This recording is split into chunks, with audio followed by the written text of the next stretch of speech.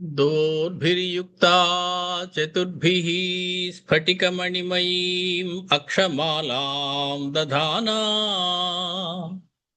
हस्तेनैकेन पद्मं सितमपि च सुखं पुस्तकं चापरेण भासा कुन्देन्दु शङ्खस्फटिकमणिनिभा भासमाना समाना सा मे वाग्देवतेयं निवसतु वदने सर्वदा सुप्रसन्ना सा मे वाग्देवतेयं निवसतु वदने सर्वदा सुप्रसन्ना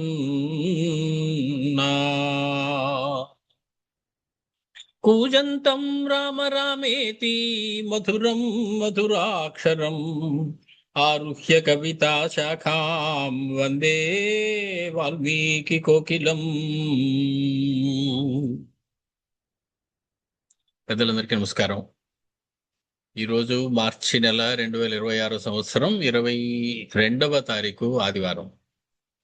మనం ఉత్తరాఖండలో చతురశీతితమ సర్గలో ప్రవేశించవలసి ఉంది. 84వ సర్గ. కిందటిసారి మనం కథ చూసాం. ఈ దండుని యొక్క వృత్తాంతం చెప్పడం జరిగింది.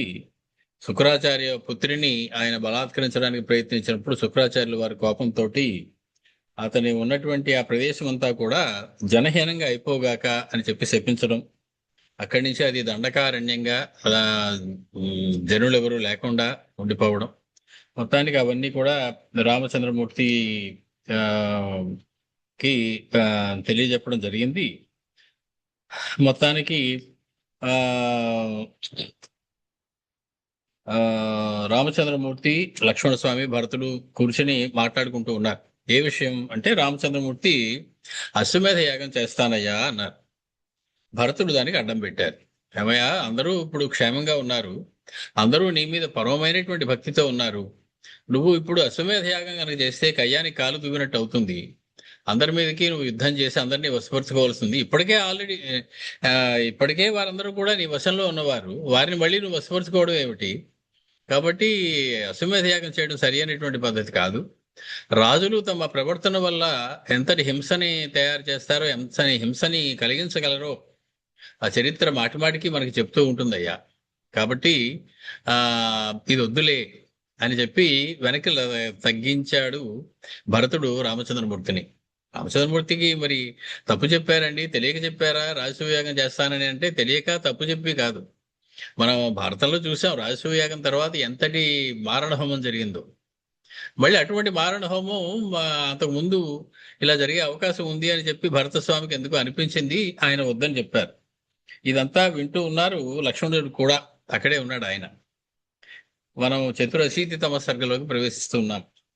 తథోక్తవతి రామే తూ భరతే చ మహాత్మని లక్ష్మణోర్ధ శుభం వాక్యం ఉవాచ రఘునందనం.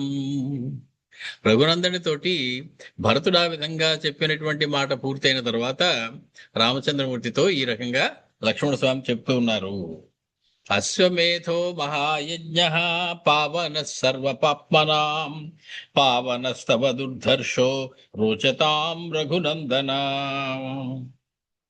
రామచంద్ర, నువ్వు అన్నమాట బానే ఉంది, అశ్వమేధం చేస్తాను అన్నావు. అశ్వమేధ యాగం అనేది సామాన్యమైనటువంటి యాగం కాదయ్యా, మహాయజ్ఞ, చాలా గొప్ప యాగం అది. పావన సర్వపాప్మనాం, సమస్త పాపములను కూడా తొలగించేటువంటి యజ్ఞం అది, చాలా అద్భుతమైనటువంటి యజ్ఞము. ఎవరూ కూడా ఎదిరింప శక్యము కానటువంటి పవిత్రతని చేకూర్చేటువంటి యజ్ఞం అది. అటువంటిది చాలా గొప్పదైనటువంటి యజ్ఞమే. అది నీకు ఇష్టము అని కూడా నాకు అర్థమైంది, అది చేయాలి నీకుందని కూడా నాకు అర్థమైంది. శ్రూయతే హి పురావృత్తం వాసవేసు మహాత్మని బ్రహ్మహత్యావృత శక్రో హయమేధేన పాపితః. పూర్వము ఇంద్రుడి విషయంలో ఒక కథను నేను విన్నానయ్యా. ఆయనకి ఒకానొక సమయంలో బ్రహ్మహత్య దోషం వచ్చింది. అలా వచ్చినప్పుడు అతడు అది పోవడానికి అద్భుతమైనటువంటి అశ్వమేధ యాగం చేశాడు అనేటువంటి విషయాన్ని నేను విన్నాను. పురాకిల మహాబాహో దేవాసుర సమాగమే మృతో నామ మహానాసీత్ దైతేయో లోక సమ్మత. మొత్తం లోకం అంతా గడగడలాడిపోయి భయపెట్టేటువంటి రాక్షసుడు ఉండేవాడు దైతేయుడు. దితి అదితి అని ఇద్దరు ఉన్నారు. అదితికి పుట్టిన వాళ్ళందరూ ఆదితేయులు లేదా దేవతలు, దితికి పుట్టిన వాళ్ళందరూ కూడా దైత్యులు లేదా దైత్యేయులు. కాబట్టి వీళ్ళందరూ రాక్షసులు. మొత్తానికి ఓ రామచంద్ర, పూర్వకాలంలో దేవాసుర సంగ్రామాలు జరుగుతూ ఉండేవి కదా. ఆ సమయంలో అంటే వీరి యుగానికన్నా ముందు, త్రేతాయుగం కన్నా ముందు, కృతయుగ కాలం నాటి కథ ఒకటి చెప్తూ ఉన్నారు. వృత్రుడు అనేటువంటి ఒక రాక్షసుడు ఉండేవాడు. వృత్రాసురుడు అని అతని పేరు. అతడు ఆ చాలా బలవంతుడైనటువంటి రాజు, అందరి చేత గౌరవింపబడుతూ ఉండేవాడు. విస్తీర్ణో యోజన శతం ఉచ్ఛ్రిత స్థిగుణం తతః అనురాగేణ లోకాంత్రీన్ స్నేహాత్ పశ్యతి సర్వతః. మొత్తానికి అతడు ఎంత ఉండేవాడు అంటే చాలా పెద్దవాడు, చాలా అంటే భారీ శరీరం కలిగినటువంటి వాడు. ఎంతటి భారీ శరీరం కలిగి అంటే అతని లావు 100 యోజనాలు, అంటే 800 మైళ్ళు లావు అనమాట. అతని యొక్క ఎత్తు ఎంత ఉందయ్యా అంటే 300 యోజనాలు ఎత్తు, అంటే 240 మైళ్ళు ఎత్తు, 800 మైళ్ళు లావు ఉన్నటువంటి ఒక మహావిగ్రహం ఆ వృత్రాసురుడు అన్నవాడు. సామాన్యుడు కాదు. తేరిపార చూడడానికి కూడా వీలేనంతటి మహాభారీ దేహంతో ఉండేవాడు. అతడు ముల్లోకాలని కూడా స్నేహంగానే చూసేవాడు. అందరితో యుద్ధాలు పెట్టుకోవడం అది లేదు, అందరితోటి కూడా ప్రేమగానే ఉంటూ ఉండేవాడు. ధర్మజ్ఞశ్చ కృతజ్ఞశ్చ బుద్ధ్యా చ పరినిష్ఠితః శశాస పృథివీం స్ఫీతాం ధర్మేణ సుసమాహితః. మొత్తానికి అతడు ఈ పృథివీని మొత్తాన్ని కూడా పాలిస్తూ ఉండేటువంటి వాడు.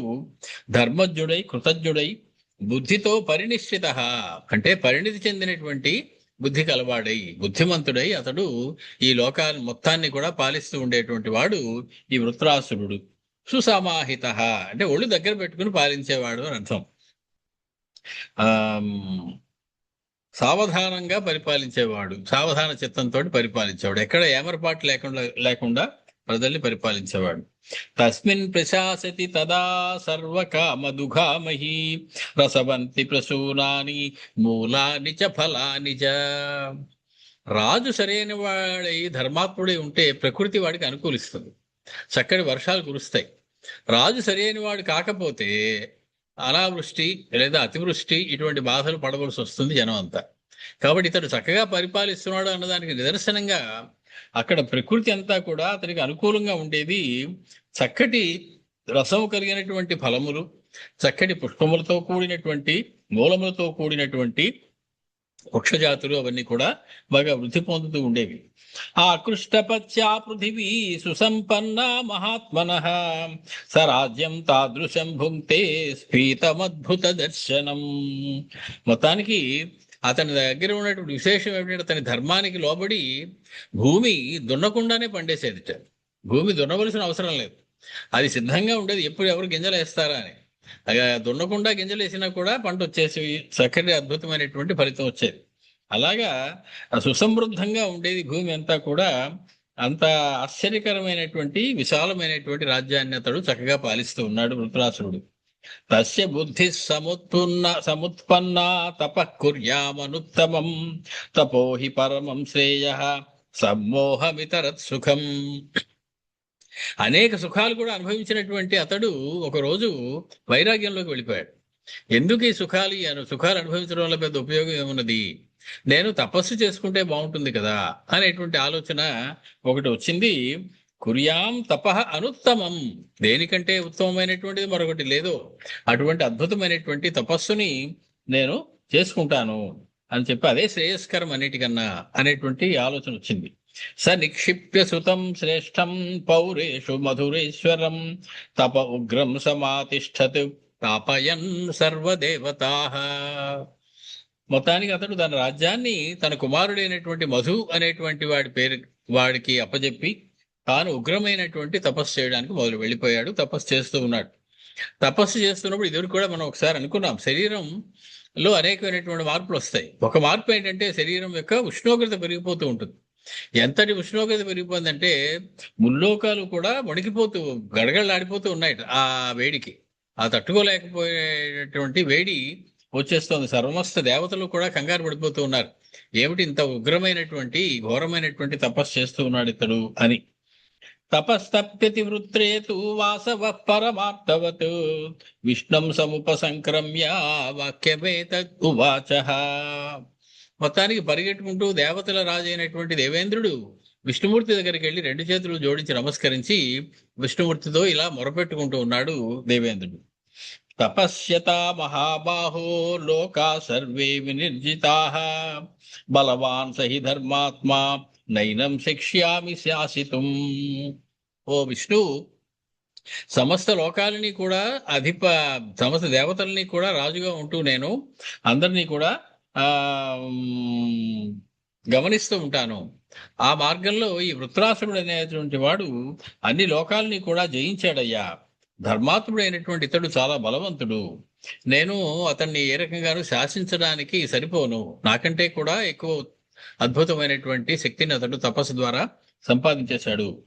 యద్యసౌ తప ఆతిష్ఠేత్ భూయ ఏవ సురేశ్వర యావల్లోకా ధరిష్యంతి తావదన్స్య వశానుగాః. అతడు ఇంకా తపస్సు చేయడం ఆపితే మంచిది. నువ్వు తపస్సు ఆపు, చెయ్యకు అని నేను ఇంకా అతనికి చెప్పలేను. ఎందుకంటే తపస్సు వల్ల ముల్లోకాలు కూడా సహించలేనంతటి ఉష్ణోగ్రత పుడుతూ ఉన్నది. కాబట్టి అతడి తపస్సు ముల్లోకాలకి కూడా ఇబ్బంది కలిగించేటువంటి తపస్సులా పరిణమిస్తూ ఉన్నది. కాబట్టి ఇతని తపస్సు వల్ల ముల్లోకాలు కూడా అతనికి ఇప్పటికే వశమైపోయాయి. కాబట్టి ఇక అతడు తపస్సు చేయడం మానేస్తే బాగుంటుంది. తంచైనం పరమోదారం ఉపేక్షసి మహాబలం క్షణం హినవ భవేద్రుత్రః క్రుద్ధే త్వయి సురేశ్వర. నువ్వు ఎందుకో విష్ణు అతన్ని ఉపేక్షిస్తున్నావు. అతడికి సరైనటువంటి పాఠం చెప్పటం లేదు. నువ్వు అతడు చేసేటువంటి పని సరైనది కాదని, అంత ఉగ్రమైనటువంటి తపస్సు వల్ల లోకాలకి ముప్పు కలుగుతూ ఉన్నదని చెప్పాలి. కాబట్టి నిజంగా నీకు కోపం వచ్చి అతన్ని కనుక నువ్వు ఒక మాట చెబితే అతడు నీ మాట కాదనడు. నిన్ను కాదని క్షణకాలం కూడా అతడు బ్రతకలేడు. కాబట్టి నువ్వు అతన్ని నిగ్రహించవలసింది. యదా హి ప్రీతి సంయోగం త్వయా విష్ణో సమాగతః తదా ప్రభృతి లోకానాం నాథత్వం ఉపలబ్ధవాన్. నీకు అతనిపై ఉన్నటువంటి ఈ చల్లని చూపు వల్ల, అతనిపై నీకు ఉన్నటువంటి సాఫ్ట్ కార్నర్ అంటారు, అలాంటిది ఏదో నీకుంది ఆయన మీద. కాబట్టి నువ్వు అతను వదిలేస్తున్నావు. దాంతో ఇతడు సమస్త లోకాలకి కూడా తానే రాజై కూర్చున్నాడయ్యా. సమస్త లోకాలకి అంటే దేవలోకానికి కూడా ఇతడే రాజై కూర్చుంటున్నాడు. సత్వం ప్రసాదం లోకానాం కురుష్వసు సమాహితః తత్కృతేన హి సర్వం స్యాత్ ప్రశాంతం అరుజం జగత్. మొత్తానికి నువ్వు రక్షిస్తేనే జగత్తంతా ప్రశాంతంగా ఉంటుంది, బాధ లేకుండా ఉంటుంది. కాబట్టి నువ్వు సావధాన చిత్తంతో ఈ లోకాలన్నింటినీ కూడా అనుగ్రహించవలసి ఉంటుంది. కాబట్టి నువ్వు అతడి సంగతి చూడవలసి ఉంటుంది. ఇమే హి సర్వే విష్ణో త్వాం నిరీక్షంతే దివౌకసః. ఈ దేవతలందరూ కూడా నీ కోసం అరులు జాచి చూస్తూ ఉన్నారు. రెండు చేతులు జోడించి నమస్కరించి నువ్వు ఎప్పుడు అనుగ్రహిస్తావని కాసు కూర్చున్నారు. వృత్రఘాతేన మహతా తేషాం సాహ్యం కురుష్వః. మొత్తానికి వృత్రాసుడు సంహారం చేసి నువ్వు అతనికి సహాయం దేవతలందరికీ కూడా సహాయం చేయవలసి ఉంటుంది. వృత్రుడిని నువ్వు నిలువరించవలసి ఉంటుంది. త్వయా హి నిత్యశః సాహ్యం కృతమేషాం మహాత్మనాం అశక్యమిదమన్యేషాం అగతీనాం గతిర్భవాన్. నువ్వు అగతిక గతివి అంటే గతి లేని వాళ్ళందరికీ నువ్వే గతివి.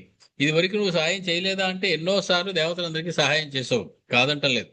కానీ ఇప్పుడు కూడా వేరే గతి లేనటువంటి వాళ్ళకి మా అందరికీ కూడా నువ్వే గతివి, నువ్వే మాకు సాయం చేసి ఈ వృత్రాసురుడు చేసినటువంటి తపస్సు వల్ల ఉగ్రమైనటువంటి తపస్సుని ఆపవలసి ఉంటుందయ్యా అని చెప్పగానే లక్ష్మణస్య తు తద్వాక్యం శ్రుత్వా శత్రునిబర్హణః వృత్రగాసం అశేషేణ కథయేత్యాహ సువ్రత అని ఆపాడు లక్ష్మణ స్వామి. రామచంద్రమూర్తి వెంటనే అడిగారు, బాగా చెప్తున్నావయ్యా కథ, ఆపకు. వృత్రాసుర సంహారం ఎలా జరిగిందో అది కూడా నాకు తెలియదు, చెప్పు అని చెప్పి రామచంద్రమూర్తి లక్ష్మణ స్వామిని కోరారు, ఆ కథ ఇంకా చెప్పు అని. రాఘవేణైవ ముక్తస్తు సుమిత్రానందవర్ధన భూయ ఏవ కథాం దివ్యాం కథయామాస సువ్రత.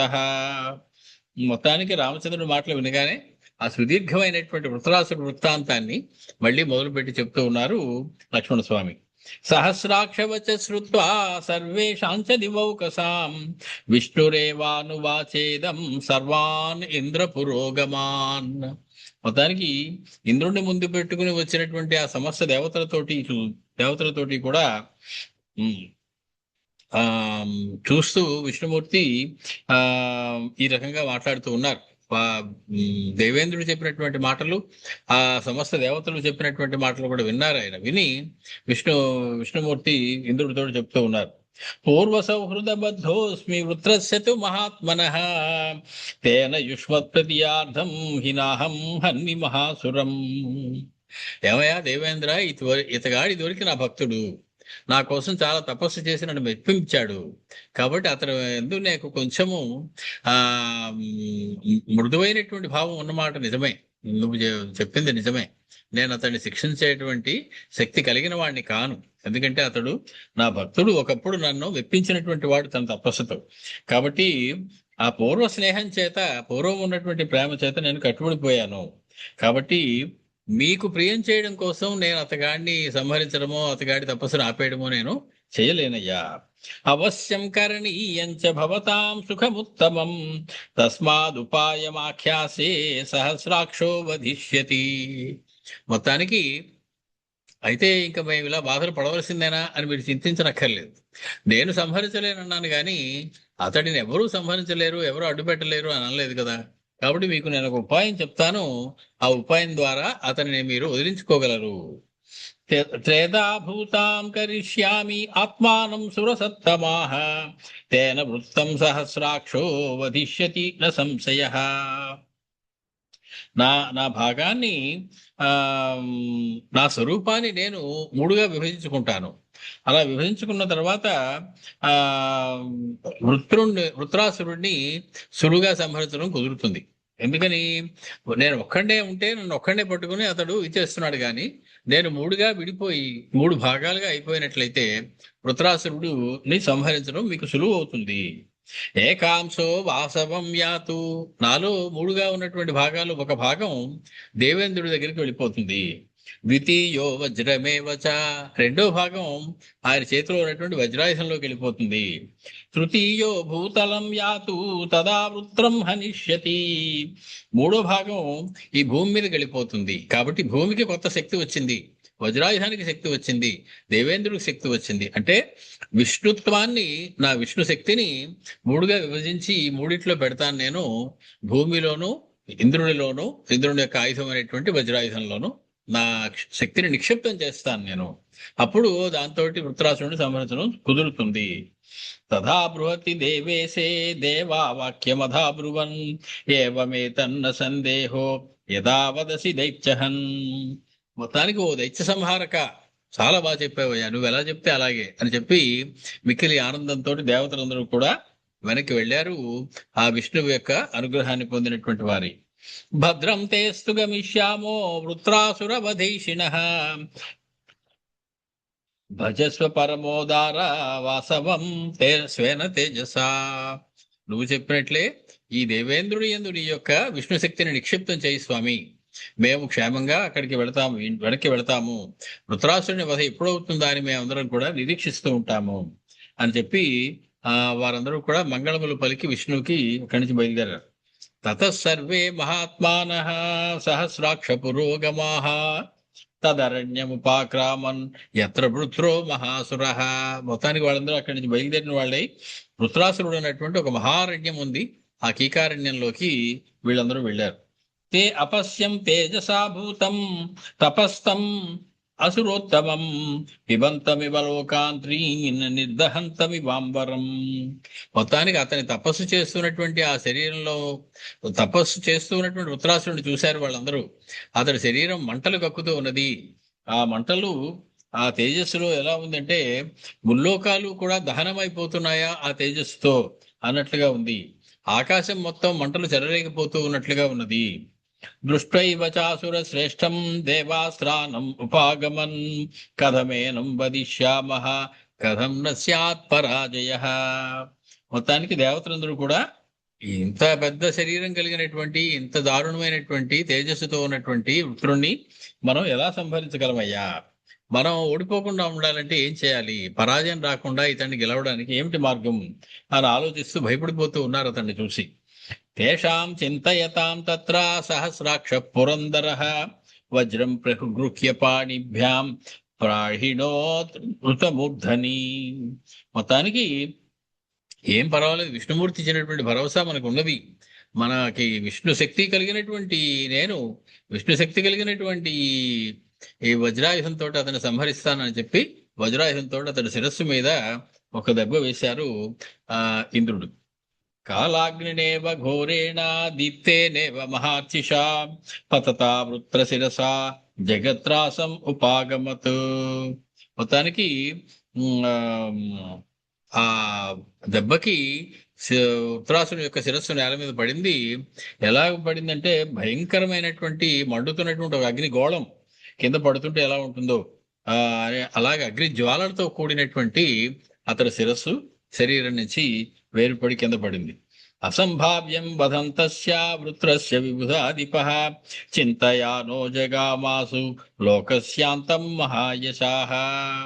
మొత్తానికి ఈ రకంగా జరుగుతుంది, ఇంత సులువుగా వృత్రాసుడిని సంహరించవచ్చు అనుకోలేదు దేవేంద్రుడు కూడా.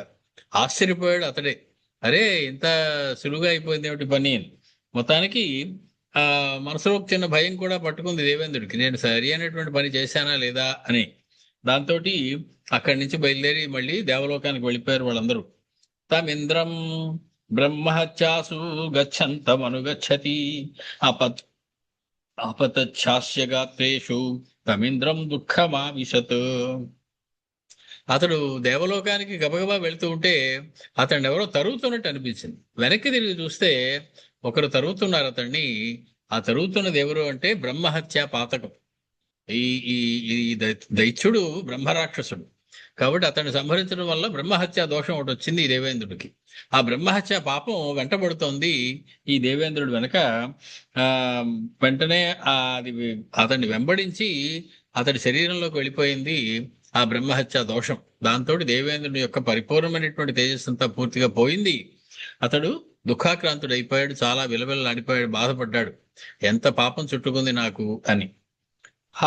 హతారయః ప్రణష్టేంద్రా దేవాసాగ్ని పురోగమాః విష్ణుం త్రిభువనేశానం ముహుర్ముహుర్ అభిపూజయన్. మొత్తానికి అతడు ఆ బ్రహ్మహత్యా దోషం తగిలినటువంటి దేవేంద్రుడు కనపడకుండా పోయాడు. అతని తేజస్సు అంతా పోయి పూర్తిగా అతడు కనపడకుండా పోగానే సమస్త లోకాలకి కూడా దేవతలందరికీ కూడా ఆహుతులు అందించేటువంటి అగ్నిదేవోత్రుడు మొదలైనటువంటి వాళ్ళందరూ ఇతర దేవతలందరూ పరుగు పరుగున మళ్ళీ విష్ణుమూర్తి దగ్గరికి వెళ్ళారు. త్వం గతి పరమేశాన పూర్వజో జగతః పితా రక్షణార్థం సర్వభూతానాం విష్ణుత్వం ఉపజగ్మివాన్. సమస్త భూతములకి స్థితికారకుడు నీవు, రక్షణకారకుడివి నీవు. అటువంటి ఓ విష్ణు, నువ్వు మా అందరికీ కూడా గతి లేని మా అందరికీ కూడా ఉత్తమ గతివి. నువ్వు జగత్పితవి కాబట్టి హతశ్చాయం త్వయా వృత్రో బ్రహ్మహత్యా చ వాసవం బాధతే సురశార్దూల మోక్షంతస్య వినిర్దశ. వృత్రాసురుని ఎవరు చంపారు అంటే దేవేంద్రుడు చంపాడు అనుకోవడానికి లేదు. ఎందుకని నీ శక్తి వాసవుల్లో ప్రవేశించింది, నీ శక్తి వజ్రాయుధంలో ప్రవేశించింది, నీ శక్తి భూమి మీదకి ప్రవేశించింది. ఈ మూడు అంటే దేశకాల పరిస్థితులు మూడు కూడా అనుకూలంగా అయ్యి ఈ ఒక దెబ్బ వేయగానే వృత్రాసురుడు మరణించాడు. కానీ బ్రహ్మహత్యా దోషం మాత్రం దేవేంద్రుడికి చుట్టుకుంది. కాబట్టి దాని నుంచి నువ్వు దేవేంద్రుని కూడా విడుదల చేయాలి. నువ్వు ఇచ్చినటువంటి సలహా ప్రకారమే వృత్రాసురుని సంహరించడం జరిగింది తప్ప దీనివల్ల అతని బ్రహ్మహత్యా దోషం వస్తే చాలా అన్యాయమైనటువంటి వ్యవహారం. కాబట్టి నువ్వు అతన్ని రక్షించాలి, ఈ పాపం నుంచి విముక్తి కలిగించాలి. తేషాం తద్వచనం శ్రుత్వా దేవానాం విష్ణురబ్రవీత్ మామేవ జయతాం శక్రః పావయిష్యామి వజ్రిణం. వెంటనే విష్ణువు వాళ్ళందరినీ చూసి ఇలా అన్నారు, ఏమయ్యా ఇంద్రుడు ఆ నన్ను గనక పూజించినట్లయితే నేను అతడికి ఈ పాపం రాకుండా చేస్తాను కదా, ఆ మాత్రం చేయలేనా నేను? కాబట్టి నన్ను గనక అతడు పూజించమనండి, నేను అతన్ని ఈ పాపం నుంచి బయటపడేస్తాను, ఈ బ్రహ్మహత్యా దోషం లేకుండా చేస్తాను అని విష్ణుమూర్తి చెప్పారు. పుణ్యేన హయమేధేన మామిష్ట్వా పాకశాసన. ఎలా పూజించాలి నన్ను అంటే అశ్వమేధ యాగం చేసి విష్ణువుని పూజించాలి. కాబట్టి మీరు గనక హయమేధం అంటే అశ్వమేధం గనక చేసి దాంతో నాకు యజ్ఞం చేసి నన్ను పూజించినట్లయితే ఆ దేవేంద్రుడు పునరేషతి దేవానాం ఇంద్రత్వం అకుతో భయ. ఈ బ్రహ్మహత్యా దోషం రావడం వల్ల అతనికి ఇంద్ర పదవి పోయింది. కాబట్టి ఒకసారి గనక ఇప్పుడు అతడు అశ్వమేధ యాగం చేసి విష్ణువుని గనక పూజించినట్లయితే అతనికి ఆ దోషం పోయి తిరిగి అతడు పూర్వ తేజస్సుని పొంది దేవతలందరికీ కూడా మళ్ళీ రాజు అయ్యేటువంటి అవకాశం ఉంటుందయ్యా. కాబట్టి ఆ రకంగా నన్ను పూజించవలసింది. ఏవం సందిశ్యతాం వాణీం దేవానాం చామృతోపమం జగామ విష్ణుర్దేవే సహ స్తూయమాన త్రివిష్టపం. మొత్తానికి ఆ రకంగా వాళ్ళందరూ స్తుతిస్తూ ఉండగా విష్ణుదేవుడు మాయమయ్యాడు, తన లోకానికి వెళ్ళిపోయాడు. వాళ్ళందరూ చాలా ఆనందపడ్డారు. ఒక మార్గం దొరికింది బ్రహ్మహత్యా దోషం నివారించుకోవడానికి. ఏమిటయ్యా అదంటే అశ్వమేధయాగం చేసి విష్ణువుని పూజించడం అని. మొత్తానికి ఇంద్రుడు కనపడకుండా పోయాడు. ఇంద్రుడు లేడు ప్రస్తుతం. తథా వృత్రవధం సర్వం అఖిలేన సలక్ష్మణ కథయిత్వా నరశ్రేష్ఠ కథాశేషం ప్రచక్రమే. లక్ష్మణస్వామి ఈ రకంగా ఆ వృత్రాసుర వధ యొక్క వృత్తాంతాన్ని రామచంద్రమూర్తికి చెప్పి తర్వాత కథని కూడా చెప్తూ ఉన్నారు. తతో హతే మహావీర్యే వృత్రే దేవ భయంకరే బ్రహ్మహత్యా వృతశక్ర సంజ్ఞాన్ లేభే వృత్ర. మొత్తానికి తన పరాక్రమంతో ఆ రకంగా వృత్రుని సంహరించినటువంటి దేవేంద్రుడు బ్రహ్మహత్యా పాతకం రావడం వల్ల స్పృహ కోల్పోయి తన తేజస్సు కోల్పోయి నిర్వీర్యం అయిపోయి కదలలేనటువంటి స్థితిలో పడి ఉన్నాడు. సోంతమాశ్రిత్య లోకానాం నష్ట సంజ్ఞో విచేతన కాలం తత్రావసత్ కంచిత్ వేష్టమాన ఇవోరగ. మొత్తానికి అతడు తన తెలివితేటలన్నీ కోల్పోయినటువంటి వాడై, తన తేజస్సునంతటినీ కోల్పోయినటువంటి వాడై, చైతన్య రహితుడై కొంతకాలం ఒక మందు తిన్న పాములాగా కదలకుండా అలా పడి ఉన్నాడు కొంతకాలం. అంటే కొన్ని వేల సంవత్సరాలు అనుకోవచ్చు, అలా ఉండిపోయాడు. అధనష్టే సహస్రాక్షే ఉద్విగ్నమభవత్ జగత్ భూమిశ్చ ధ్వస్త సంకాశ నిస్నేహ శుష్క కాననా. దేవేంద్రుడు మేఘాలకు అధిపతి. ఆయన పని చేస్తే చక్కగా మేఘాలు వస్తాయి, వర్షిస్తాయి, చక్కటి పంటలు పండుతాయి, అన్ని చోట్ల కూడా చెట్లతోటి నిండుగా ఉంటుంది. ఎప్పుడైతే దేవేంద్రుడు ఈ రకంగా పడిపోయి ఉన్నాడో జగత్తంతా కూడా దిగులుతో నిండిపోయింది. భూమి కూడా ఎక్కడా తడి లేక అన్ని ఎండిపోయినటువంటి అడవులు కలిగింది, పాడుపడిపోయినటువంటి బీడు భూమిలో అయిపోయింది మొత్తం ప్రపంచం అంతా కూడా. నిస్త్రోసస్తే సర్వే తు హ్రదాస్య సరితస్తదా. ఒక్క నీటి చుక్క లేదు నదుల్లో, ఒక్క నీటి చుక్క లేదు అక్కడ ఉన్నటువంటి కొలనుల్లో, హ్రదాల్లో, వాటిలో. సంక్షోభశ్చైవ సత్వానాం అనావృష్టి కృతో భవత్. మొత్తానికి విపరీతమైనటువంటి అనావృష్టి వ్యాపించిపోయింది భూమి అంతా కూడా. ఎవరికి కూడా సరి అయినటువంటి తిండి గింజలు లేవు, తాగడానికి నీళ్లు కూడా లేవు. పెద్ద సంక్షోభంలో ఇరుక్కుంది భూమి మొత్తం. క్షీయమాణేతు లోకేస్మిన్ సంభ్రాంత మనసస్సురాః యదుక్తం విష్ణునా పూర్వం తద్యజ్ఞం సముపానయన్. మొత్తానికి లోకాలు ఈ విధంగా క్షీణిస్తున్నాయని చూసి దేవతలందరూ విష్ణువు చెప్పినటువంటి ఆ యజ్ఞం చేయాలి, ఇంకా మనం ఆ చేసేటువంటి సమయం ఆసన్నమైంది, అశ్వమేధయాగం చేసి విష్ణువుని పూజించాలి అనేటువంటి నిర్ణయానికి వచ్చారు. తతే సర్వే సురగణాః సోపాధ్యాయాః సహర్షిభిః తం దేశం సముపాజగ్ముః యత్రేంద్రో భయమోహితః. మొత్తానికి దేవతలందరూ కూడా ఋషులతోటి యజ్ఞాలు చేయించేటువంటి మంత్రవేత్తలతోటి కలిసి భయపడిపోయి గడగడలాడిపోయి తెలివి లేక పడిపోయినటువంటి ఆ దేవేంద్రుడి యొక్క ప్రదేశం దగ్గరికి వెళ్ళారు. తేతు దృష్ట్వా సహస్రాక్షం ఆవృతం బ్రహ్మహత్యయా తం పురస్కృత్య దేవేశం అశ్వమేధం ప్రచక్రిరే. మొత్తానికి ఆ రకంగా బ్రహ్మహత్య చేత తేజస్సు పూర్తిగా కోల్పోయినటువంటి ఆ దేవేంద్రుని చూసి వాళ్ళందరూ వాళ్ళ రాజైనటువంటి ఆ దేవేంద్రుని ముందు పెట్టుకుని అశ్వమేధ యాగం చేయడానికి ప్రారంభం మొదలు చేశారు. తతో అశ్వమేధః సుమహాన్ మహేంద్రస్య మహాత్మనః వవృతే బ్రహ్మహత్యాయాః పావనార్థం నరేశ్వర. మొత్తానికి చాలా అద్భుతమైనటువంటి అశ్వమేధ యాగం ఒకటి జరిపించారు.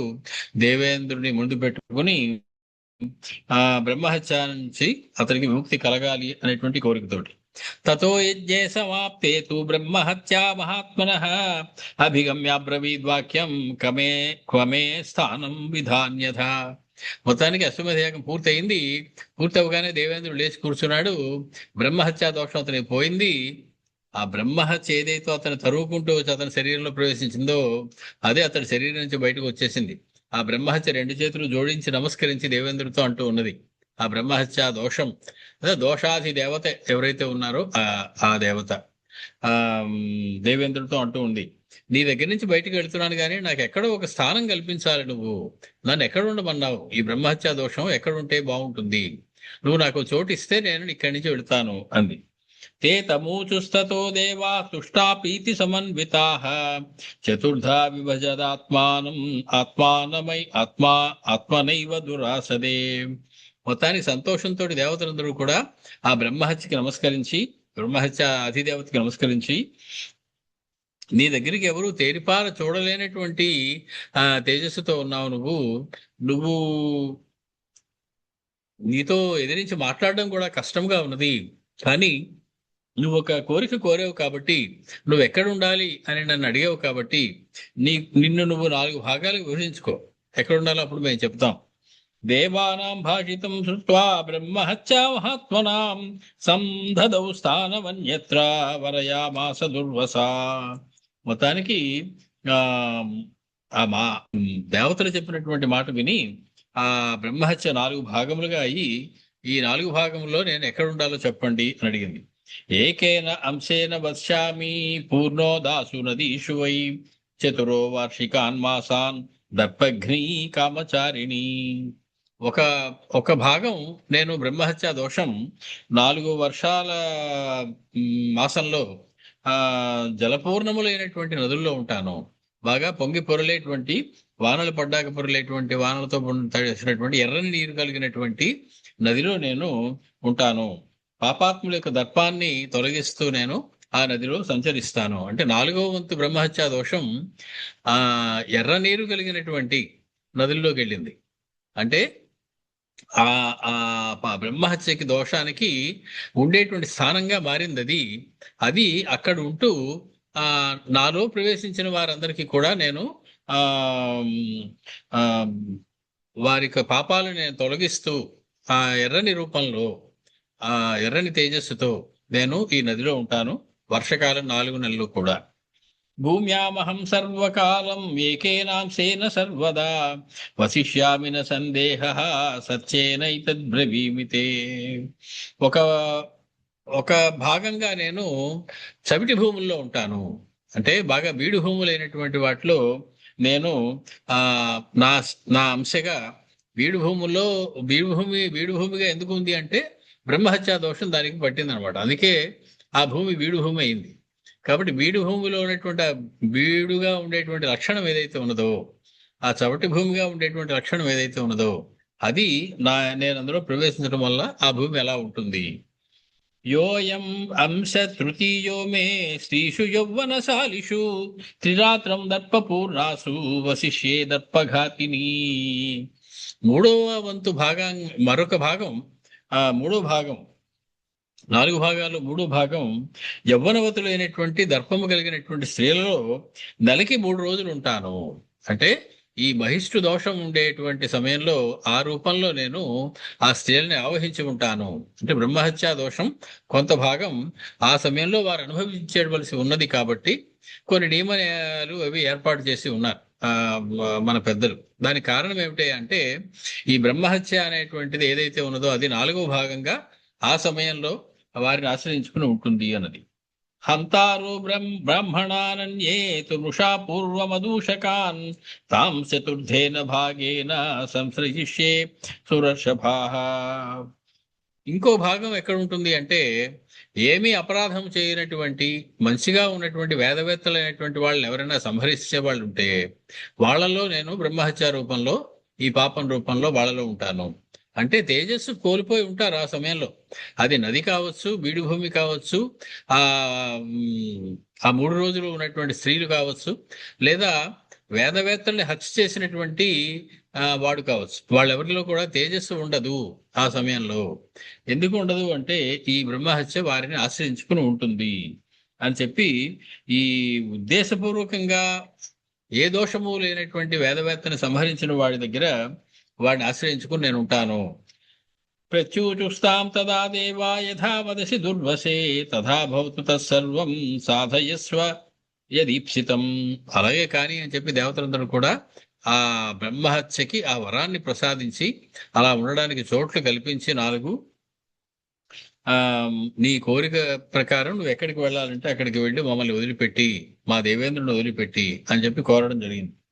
తతః ప్రీత్యాన్వితా దేవాః సహస్రాక్షం వవందిరే విజ్వరః పూతపాప్మా చ వాసవః సమపద్యత. మొత్తానికి తన పాపం అంతా పోయినటువంటి, బ్రహ్మహత్యా దోషం పోయినటువంటి ఆ దేవేంద్రుడు తిరిగి తేజస్సుతోటి ప్రకాశిస్తూ ఉన్నారు. దేవతలందరూ కూడా అతను నమస్కరించారు. మొత్తానికి అతడు తిరిగి మళ్ళీ దేవతలకి రాజు అయ్యాడు. ప్రశాంతంచ జగత్ సర్వం సహస్రాక్షే ప్రతిష్ఠితే.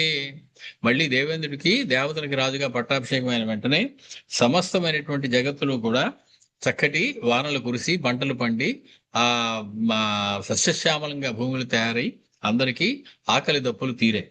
యజ్ఞం చ అద్భుత సంకాశం తదా శక్రోభ్య పూజయత్. మొత్తానికి ఈ అశ్వమేధ యాగం యొక్క గొప్పదనం ఇంతటిదా అని చెప్పి దేవేంద్రుడు దాన్ని పొగిడాడు. దీనివల్ల కదా నేను నా యొక్క బ్రహ్మహత్యా దోషాన్ని పోగొట్టుకోగలిగాను అని చెప్పి దేవేంద్రుడు అన్నాడు. ఈదృశో అశ్వమేధస్య ప్రసాదో రఘునందన యజస్వసు మహాభాగ హయమేధేన పార్థివ. కాబట్టి రామచంద్ర, నువ్వు ఆ రాజసూయ యాగం కాదయ్యా చేయవలసింది, నువ్వు కూడా అశ్వమేధ యాగం చేస్తే బాగుంటుంది. ఒకవేళ ఏదైనా బ్రహ్మహత్యా దోషం లాంటిది ఏదైనా వచ్చింది, లేదా నీ తేజస్సుకి ఏదైనా లోపం కలిగింది అని కనుకుంటే మళ్ళీ అశ్వమేధ యాగం చేయడం వల్ల నీ తేజస్సు తిరిగి పొందగలుగుతావు. కాబట్టి అశ్వమేధ యాగం నువ్వు చేస్తే బాగుంటుంది అన్నారు. ఇక్కడ వెంటనే రావణాసురుడు బ్రహ్మ యొక్క మునిమనవుడు కాబట్టి అతడు బ్రాహ్మణుడు. బ్రాహ్మణుడైనటువంటి రావణాసురుడిని రాముల వారు సంహరించడం వల్ల బ్రహ్మహత్యా దోషం వచ్చింది. అది పోగొట్టుకోవడం కోసమే రామేశ్వరంలో శివలింగాన్ని స్థాపించారు. అది పోగొట్టుకోవడమే అశ్వమేధ యాగం చేశారు అనేటువంటి మాట వెంటనే అనేటువంటి అవకాశం ఉంటుంది. కానీ రామచంద్రమూర్తి అంతడానికి బ్రహ్మహత్యా దోషం వస్తుంది అసలు? పైగా జయ విజయుల్లో ఒకడైనటువంటి వాడిని ఆయన యొక్క లీల ప్రకారమే ఆయన సంహరించారు. కానీ ఆ వధించేటప్పుడు అక్కడ ఇతడు బ్రాహ్మణుడు అనేటువంటి విషయంలో అతన్ని సంహరించడం ఏమీ జరగల. బ్రాహ్మణుడిగా ఉన్నప్పుడు సంహరించలే, రాక్షసుడు ప్రవృత్తితో ఉన్నాడు కాబట్టి సంహరించాడు. కాబట్టి సంహరించింది రాక్షసుడే అనేటువంటి మాటని కనుక మనం అర్థం చేసుకుంటే దానివల్ల కేవలం రామచంద్రమూర్తికి బ్రహ్మహత్యా దోషం రావడం ఏమిటి అనేటువంటిది కొంచెం ఎబ్బెట్టుగా అనిపిస్తుంది. మొత్తానికి కారణం ఏదైనప్పటికీ రామచంద్రమూర్తి శివలింగ ప్రతిష్ఠ చేశారు, రామచంద్రమూర్తి అశ్వమేధ యాగం చేశారు. ఈ రెండిట్లో సందేహం అయితే ఏం లేదు. ఎందుకోసం చేశారు అనేటువంటిది మనం ఆలోచించుకోవచ్చు. అనేకమైనటువంటి యజ్ఞయాగాదులు చేశారు ఆయన, అందులో అశ్వమేధ యాగం ఒకటి అనుకుంటే గొడవ లేదు. కానీ బ్రహ్మహత్య పోగొట్టుకోవడం కోసం చేశారు అనేటప్పటికీ నిజంగా రామచంద్రమూర్తి దైవం కదా, పరమాత్మ కదా, ఆయనకి బ్రహ్మహత్యా దోషం ఏమిటి అని అనిపిస్తుంది. ఎంత పరమాత్మ అయినప్పటికీ మానవ రూపంలో భూమి మీద దిగాడు కాబట్టి మానవుడిగా అతడు చేసినటువంటి కర్మకి మానవుడిగా అనుభవించవలసింది కూడా అనుభవించాల్సిందే అనేటువంటి వాదన కూడా ఒకటి ఉన్నది. కాబట్టి రామచంద్రమూర్తికి బ్రహ్మహత్యా దోషం రావడంలో తప్పే ఉందండి. ఆయన మానవ మాత్రుడిగా వచ్చాడు, పరమాత్మగా వచ్చి ఉంటే అదివే, అప్పుడు ఆయనకి రాదు. కాబట్టి ఇది దేనిలో పెద్ద వ్యతిరేకించవలసిన వ్యవహారం ఏమీ లేదు అనేటువంటి మాట కూడా ఒకటి ఉన్నది. ఏది ఏమైనప్పటికీ మహర్షి చెప్పారు ఆయన అశ్వమేధ యాగం చేశారు అని. ఎందుకు చేశారు అనేటువంటి మాట పక్కన పెట్టినట్లయితే మనం అశ్వమేధ యాగం చేశారనేటువంటి మాట ఒప్పుకోవాలి. ఇది లక్ష్మణ వాక్యం ఉత్తమం నృపతీరతీవ మనోహరం మహాత్మా పరితోషమవాపహృష్టజేతా స నిశమ్య ఇంద్ర సమాన విక్రమౌజాః. మొత్తానికి ఆ లక్ష్మణుని మాటలు విన్నటువంటి రామచంద్రమూర్తి దేవేంద్రుడితో సమానమైనటువంటి పరాక్రమము తేజస్సు కలిగిన వాడై మిక్కిలి ఆనందించాడు అని చెప్పి ఆ సర్గని ముగిస్తూ ఉన్నారు 86వ సర్గని మహర్షి. ఆ రామచంద్రమూర్తి మళ్ళీ దేవేంద్రుడితో సమానమైనటువంటి తేజస్సు కలిగి ఉన్నాడంటే మళ్ళీ కోపం వచ్చేస్తుంది. దేవేంద్రుడు ఎక్కడ, మా రామచంద్రుడు ఎక్కడ? ఆయన విష్ణుమూర్తి సాక్షాత్. దేవేంద్రుడు ఆయన యొక్క పదవి. విష్ణు ఇంద్రత్వం అనేది ఒక పదవి, అంతేగాని ఇంద్రత్వంలో అనేకమైనటువంటి పదవి, ఆ పదవి అనేక మందికి మారిపోతూ ఉంటారు.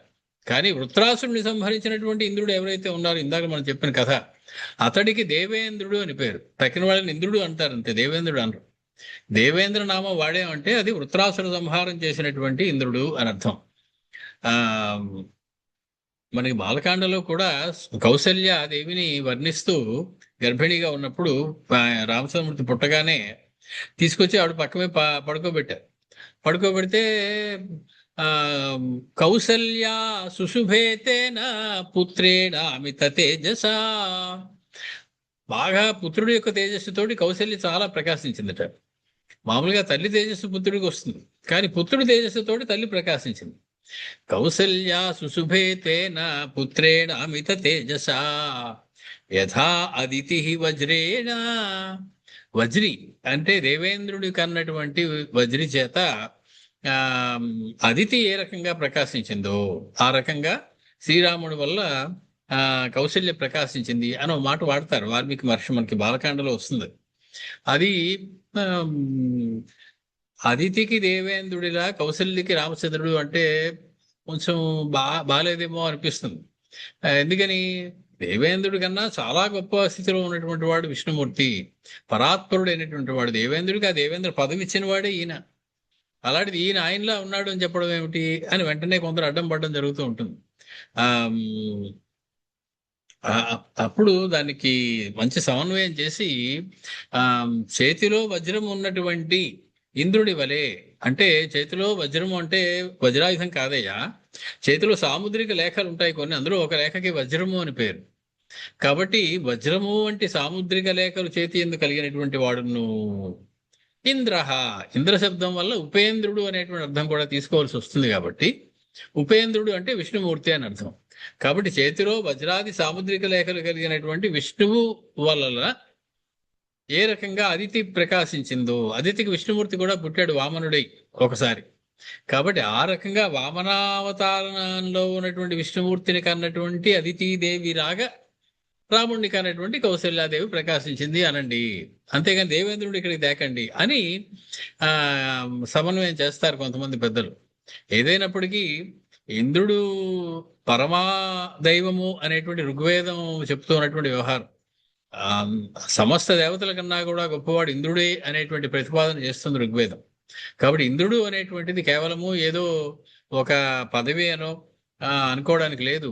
ఇంద్ర శబ్దం పరమాత్మ వాచకంగా వాడడం జరిగింది చాలా చోట్ల మనకి పురాణాలను కావ్యాలను కూడా. కాబట్టి ఆ పరమాత్మనే అనుకోవాలి ఇంద్ర అనేటువంటి మాట వాడినప్పుడు చాలాసార్లు. దేవేంద్రుడు అంటే వృత్రాసురుని సంహరించినటువంటి ఇంద్ర పదవిలో ఉన్నటువంటి ఆనాటి ఇంద్రుడు అని మనం అర్థం చేసుకోవాల్సి ఉంటుంది. మొత్తానికి ఆ ఇంద్రుడి అంతటి తేజస్సుతో రాముల వారు ప్రకాశించారు. లక్ష్మణ స్వామి ఈ మాట చెప్పిన వెంటనే తచ్చుత్వా లక్ష్మణేనోక్తం వాక్యం వాక్య విశారద ప్రత్యువాచ మహాతేజాః ప్రహసన్ రాఘవో వచః. రామచంద్రమూర్తి ఒక చిరునవ్వుతోటి లక్ష్మణ స్వామితోటి ఇలా అంటూ ఉన్నారు. ఆ లక్ష్మణ స్వామి చెప్పిన మాటలు విన్నాక, ఏవమేవ నరశ్రేష్ఠ యథా వదసి లక్ష్మణ. చాలా బాగా చెప్పావయ్యా, నువ్వు ఎలా చెప్పావో అలాగే చేద్దాం. నీ ఆలోచన చాలా బాగుంది. వృత్రఘాతమశేషేణ వాజిమేత ఫలం చేయతు. మొత్తానికి ఈ వృత్ర సంహారం గురించినటువంటి కథ, అశ్వమేధ యాగం యొక్క ఫలితాన్ని గురించినటువంటి నువ్వు కథ కూడా యథార్థమే, చాలా బాగుంది, చక్కగా చెప్పావు. శ్రూయతే హి పురా సౌమ్య కర్దమస్య ప్రజాపతేః పుత్రో వాహ్లీశ్వర శ్రీమాన్ అనిలో నామ సుధార్మికః. ఈ అశ్వమేధ యాగం యొక్క గొప్పదనం గురించి నేను కూడా విన్నానయ్యా ఇదివరకు. ఇంకో కథ చెప్తాను నేను. నువ్వు నాకు వృత్రాసుర వధ గురించి చెప్పావు కదా, అశ్వమేధ యాగం గొప్పదనం గురించి చెప్పావు కదా. నేనేం చెప్తానంటే, పూర్వకాలంలో అనగనగా కర్దమ ప్రజాపతి అనేటువంటి ఒక ఆయన ఉండేవారు. ఆయన కుమారుడైనటువంటి బాగా ధార్మికుడైనటువంటి శ్రీమంతుడైనటువంటి ఇలా అనేటువంటి ఇలుడు అనేటువంటి పేరు కలిగినటువంటి బాహ్లిక దేశపు రాజు ఒక ఆయన ఉండేవాడయ్యా. స రాజా పృథివీం సర్వాం వశే కృత్వా మహాయశాః రాజ్యం చైవ నరవ్యాఘ్ర పుత్రవత్ పర్యపాలయత్. అతడు ఈ సృష్టినంతటినీ కూడా, విశ్వానంతటినీ కూడా వశం చేసుకుని ప్రజలందరినీ కూడా తన సొంత బిడ్డల్ని పరిపాలించినట్లుగా పుత్రవాత్సల్యంతో ప్రజలందరినీ కూడా పాలిస్తూ ఉండేవాడు. సురైశ్చ పరమోదారైః దైతేయశ్చ మహాధనైః నాగ రాక్షస గంధర్వైః యక్షైశ్చ సుమహాత్మభిః పూజ్యతే నిత్యస సౌమ్య భయాత్తైః రఘునందన అభిభ్యంసత్రయో లోకా సరోషస్య మహాత్మనః. మొత్తానికి దేవతలు, మహాధనవంతులైనటువంటి దైత్యులు, నాగులు, గంధర్వులు, యక్షులు వీళ్ళందరూ కూడా భయంతో ఈ ఇలుడు అనేటువంటి రాజుని పూజిస్తూ ఉండేటువంటి వారు. ఎందుకంటే అతనికి కోపం వస్తే ముల్లోకాలు గడగడలాడిపోతూ ఉంటాయి. ధర్మంగా పరిపాలించినప్పటికీ అతని కోపాన్ని నిగ్రహించుకోవడం కష్టంగా ఉంటూ ఉండేది. కాబట్టి అతని కోపం వస్తే ఏమవుతుందో అని చెప్పి అటు దేవతల నుంచి, ఋషుల నుంచి, నాగులు, యక్షులు కూడా భయపడుతూ అతనికి నమస్కారాలు పెడుతూ ఉండేవారు. స రాజా తాదృశో హ్యాసీత్ ధర్మే వీర్యే చ నిష్ఠితః. అతని ధర్మంలోనూ గొప్పవాడు, పరాక్రమంలో కూడా అతని గొప్పవాడు. బుద్ధ్యాచ పరమోదారో బాహ్లికేశో మహాయశాః. ఆ రకంగా బాహ్లిక దేశానికి చెందినటువంటి ఆ ఇలా మహారాజు మంచి తెలివితేటలతో ఉండేవాడు. చాలా ఉదారమైన బుద్ధితోటి ప్రజలని చక్కగానే పరిపాలిస్తూ ఉండేవాడు. స ప్రచక్రే మహాబాహు మృగయాం రుచిరే వనే చైత్రే మనోరమే మాసే సభృత్య బలవాహనః.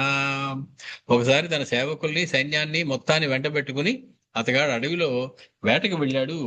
ఒకానొక చైత్రమాసంలో, మనోహరమైనటువంటి చైత్రమాసంలో. ప్రజఘ్నే స నృపో అరణ్యే మృగాన్ శతసహస్రశః. వందల వేల మృగాలని సంహరించాడు ఆ రోజు వేటలో ఈ ఇల మహారాజు. హత్వైవ తృప్తిర్నాభూచ రాజ్ఞస్తస్య మహాత్మనః. కానీ అంతసేపు వేటాడినా, అన్ని వేల మృగాల్ని సంహరించినా కూడా అతనికి సంతృప్తి కలగలేదు. ఇంకా వేటాడాలి, ఇంకా వేటాడాలి అనేటువంటి దాని మీదే మనసు లగ్నమై ఉన్నది. నానా మృగాణాం అయుతం బధ్యమానం మహాత్మన యత్ర జాతో మహాసేనః తం దేశం ఉపచక్రమే. మొత్తానికి అలాగా రాజులకి పూర్వం వేట అనేది విధించి పెట్టారు. వేట చేయడం అతని ధర్మం. ఎందుకని? ఊరికి పొలిమేరల్లో ఉండేటువంటి అడవుల్లోంచి క్రూరముగాలు ప్రజల మీదకి వచ్చి దాడి చేస్తూ ఉండడం కద్దు. ఏదో చిరుతుపులు వచ్చిందంటే ప్రభుత్వం వారు తమ యొక్క యంత్రాంగాన్ని మొత్తం సిద్ధం చేసి దాన్ని పట్టుకోవడము, సంహరించడము చేస్తారు, వేటాడతారు. కాబట్టి ప్రభుత్వ పరంగా వేట అనేది ప్రజలను రక్షించడం కోసం జరిగేటువంటి ఒక వ్యవహారం.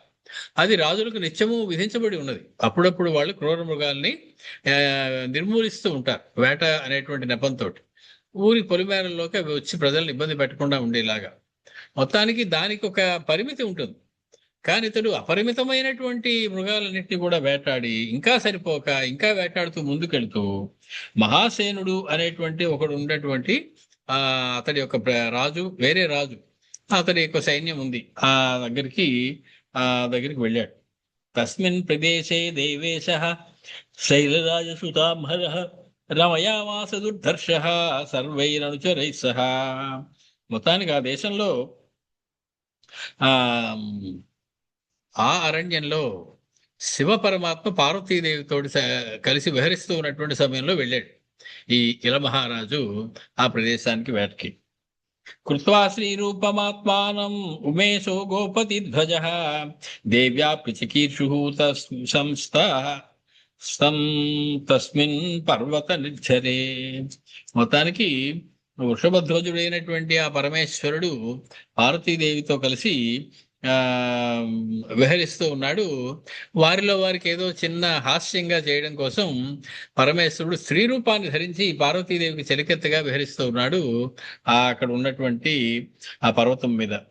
ఎత్ర ఎత్ర వనోద్దేశే సత్వా పురుషవాదినః వృక్షాః పురుషనామానస్తే సర్వే శ్రీజనా అభవన్.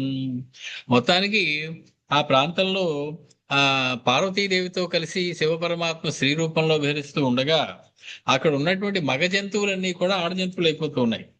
ఆ చెట్లన్నీ కూడా ఆడ చెట్లు అయిపోతూ ఉన్నాయి. అంటే పురుష స్త్రీ ఆ భేదాలు ఏవైతే ఉన్నాయో అవన్నీ కూడా స్త్రీ రూపంలోకి మారిపోతూ ఉన్నది ప్రకృతి అంతా కూడా అక్కడ ఆ ప్రాంతంలో. ఇదంతా పరమాత్మ యొక్క ఒక లీల అన్నమాట.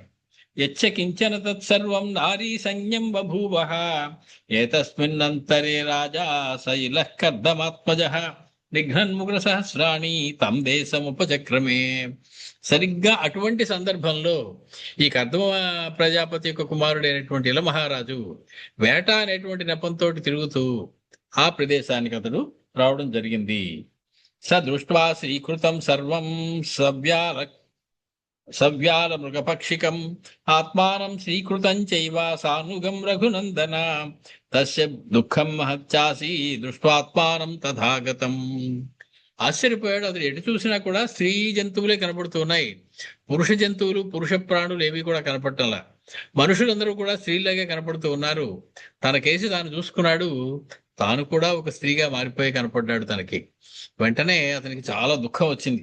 ఎటువంటి బ్రతుకు బ్రతికాను నేను, ఇప్పుడు ఒక స్త్రీని అయిపోవడం ఏమిటి అని చెప్పి చాలా దుఃఖం కలిగింది. ఉమాపతేశ్చ తత్కర్మ జ్ఞాత్వా త్రాసముపాగమత్ తతో దేవం మహాత్మానం శితికంఠం కపర్దినం జగామ శరణం రాజా సభృత్య బలవాహనః. అతని సైన్యం, అతని యొక్క భటులు వీళ్ళందరూ కూడా స్త్రీలుగా మారిపోయారు.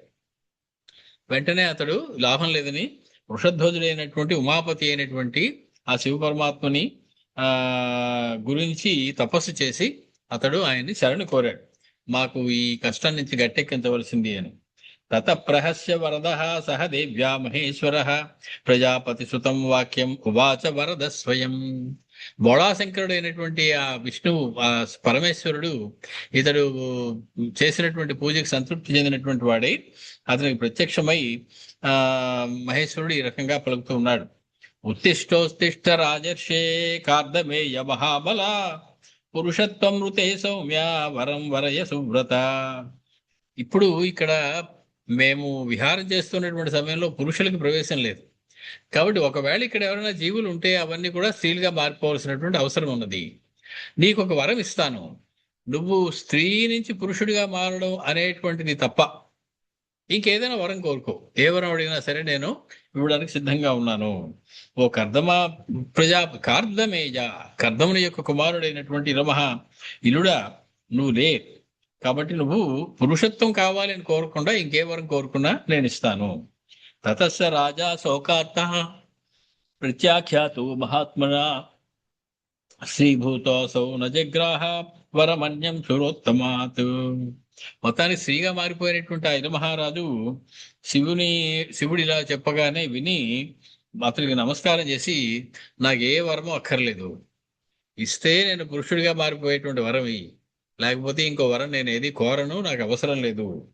తత శోకేన మహతా శైలరాజసుతా నృపః ప్రణిపత్యౌ మాం దేవీం సర్వేణైవాంతరాత్మనా. మొత్తానికి ఈయన వల్ల లాభం లేదు అని అర్థమైపోయింది ఇల్లుడికి. ఇలమహారాజు శివుడిని అక్కడ వదిలిపెట్టేసి అమ్మవారి దగ్గరికి వెళ్ళి సాక్షాంగపడ్డాడు.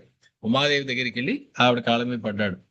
ఈశే వరాణాం వరదే లోకానామసి భామిని అమోఘ దర్శనే దేవి భజ సౌమ్యేన చక్షుషా. నీ చల్లని చూపు ఒకసారి నా మీద ప్రసరింపజేయి తల్లి. నువ్వు సమర్థురాలవు, నువ్వు సమస్త లోకాలకి వరాలను ఇచ్చేటువంటి దానవు. నువ్వు కనుక అనుగ్రహిస్తే నీ అనుగ్రహం వ్యర్థము కాదు. కాబట్టి కోరిక తీరుతుంది. కాబట్టి నన్ను చల్లగా చూడు తల్లి. హృద్గతం తస్య రాజర్షేః విజ్ఞాయ హరసం నిధౌ ప్రత్యువాచ శుభం వాక్యం దేవీ రుద్రస్య సమ్మత. మొత్తానికి రుద్రుని యొక్క ప్రియురాలైనటువంటి ఆ పార్వతీదేవి ఈశ్వర సన్నిధిలో నిలబడి అతగాడి యొక్క మనసులో ఉన్నటువంటి అభిప్రాయాన్ని తెలుసుకుని ఇలా అంటూ ఉన్నది. అర్ధస్య దేవో వరదో వరార్ధస్య తవహ్యహం తస్మాదర్థం గృహాణత్వం స్త్రీ పుంసోర్యావత్ ఇచ్చసి. శివుడిలో నేను అర్ధభాగాన్ని నీకు తెలుసు కదయ్యా. ఆయనేమో నీకు స్త్రీత్వాన్ని ఇచ్చాడు, నువ్వేమో పురుషత్వం కావాలి అని చెప్పి నన్ను కోరుతూ ఉన్నావు. నేను నీకు పురుషత్వం ఇస్తే ఎంత ఇవ్వగలను? సగం మాత్రమే ఇవ్వగలను. ఎందుకంటే ఆయనలో సగభాగాన్ని కాబట్టి. కాబట్టి శివుడు ఒక సగం వరం ఇచ్చాడు నీకు స్త్రీగా ఉండేలాంటిది, ఏదో శాపం ఇచ్చాడు. నేను నీకు సగం వరం ఇస్తున్నాను, పురుషత్వం ఆ, సగం ఉంటుంది. అంటే నీ కోరిక ప్రకారం నువ్వు ఎప్పుడు కావలిస్తే అప్పుడు పురుషుడిగా, ఎప్పుడు కావలిస్తే అప్పుడు స్త్రీగా ఉండేటువంటి వరాన్ని నీకు నేను అనుగ్రహిస్తూ ఉన్నాను. తదద్భుతతరం శ్రుత్వా దేవ్యా పరం వరమనుత్తమం సంపృష్టమనా భూత్వా రాజం వాక్యమధాబ్రవీత్. మిక్కిలి ఆశ్చర్యకరమైనటువంటి వరం ఇది. మిక్కిలి ఉత్తమమైనటువంటి ఆ దేవి ఇచ్చినటువంటి ఆ వరాన్ని తీసుకున్నటువంటి ఆ ఇలమహారాజు సంతోషంతో ఆవిడతో ఇలా అన్నాడు: యది దేవి ప్రసన్నా మే రూపేణ ప్రతిమా భువి మాసం స్త్రీత్వం ఉపాసిత్వా మాసం శ్యాం పురుష పునః. నువ్వు ఇచ్చినటువంటి వరము నిజమే కనుక అయినట్లయితే, ఆ ప్రకారమే జరిగేటట్లయితే, ఆ నువ్వు నాకు ప్రసన్నరాలై ఆ వరాన్ని ఇచ్చినట్లయితే, నేను ఒక నెలపాటు స్త్రీగా ఉంటాను, ఒక నెలపాటు పురుషునిగా ఉంటాను, మారుతూ నెల ఇలాగా నెల అలాగా ఉండేలాగా నేను నా జీవితాన్ని గడుపుతాను. ఈప్సితం తస్య విజ్ఞాయ దేవీ సురుచిరానన ప్రత్యువాచ శుభం వాక్యం ఏవమేవ భవిష్యతి. మొత్తానికి మహాసౌందర్యవతి అయినటువంటి ఆ భారతీదేవి అతనికి చూసి, నీ అభిలాష బానే ఉంది, నువ్వు చెప్పినట్లే జరుగుగాక, అలాగే అవుతుంది అని చెప్పి అంతర్ధానమైంది. రాజన్ పురుషభూతస్త్వం శ్రీభావం న స్మరిష్యసి శ్రీభూతస్య వరం మాసం న స్మరిష్యసి పౌరుషం. కానీ నాయనా, నువ్వు పురుషుడిగా ఉన్నప్పుడు నీకు స్త్రీత్వం ఏమీ గుర్తురాదు, నీకు స్త్రీ లక్షణాలు ఏమీ ఉండవు, అటువంటి ఆలోచనలు కూడా రావు. స్త్రీగా ఉన్నప్పుడు నీ యొక్క పరాక్రమం అవేమి ఉండవు, నువ్వు పురుషుడుగా ఉండేటువంటి లక్షణాలు ఏవి కూడా నీకు ఉండవు. కాబట్టి ఆ పురుషత్వాన్ని నువ్వు స్మరించవు అప్పుడు, స్త్రీత్వాన్ని స్మరించవు పురుషుడిగా ఉన్నప్పుడు. ఏవం స రాజా పురుషో మాసం భూత్వాధకార్దమి త్రైలోక్య సుందరీ నారీ మాసమేకం ఇలా అభవత్. ఇలహ అనేటువంటి పేరుతోటి ఒక నెలలాళ్ళు పురుషుడిగా, ఇలా అనేటువంటి పేరుతోటి ఒక నెలలాళ్ళు స్త్రీగా, మహాసౌందర్యవతి అయినటువంటి స్త్రీగా ఆ ఇల మహారాజు జీవితాన్ని గడుపుతూ ఉన్నాడయ్యా. తాం కథాం మైల సంబద్ధాం రామేణ సముదీరితాం లక్ష్మణో భరతశ్చైవ శ్రుత్వా పరమ విస్మితౌ. ఈ ఇల మహారాజు యొక్క కథని చెప్పేటప్పుడు ఆశ్చర్యపోయారు భరతుడు లక్ష్మణుడు ఇద్దరు కూడా, రామచంద్రమూర్తి చెప్పినటువంటి ఈ పౌరాణికమైనటువంటి కథను విని.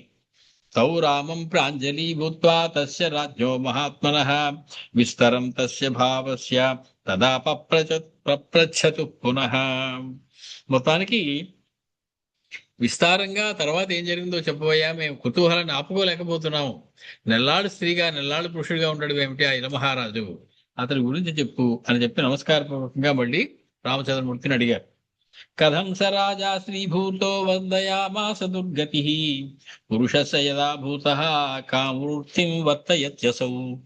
స్త్రీగా ఉన్నప్పుడు ఎలా ప్రవర్తించాడు, పురుషుడిగా ఉన్నప్పుడు ఎలా ప్రవర్తించాడు, ఆ విశేషాలన్నీ కూడా మాకు తెలియజేయవలసింది అని అడిగారు.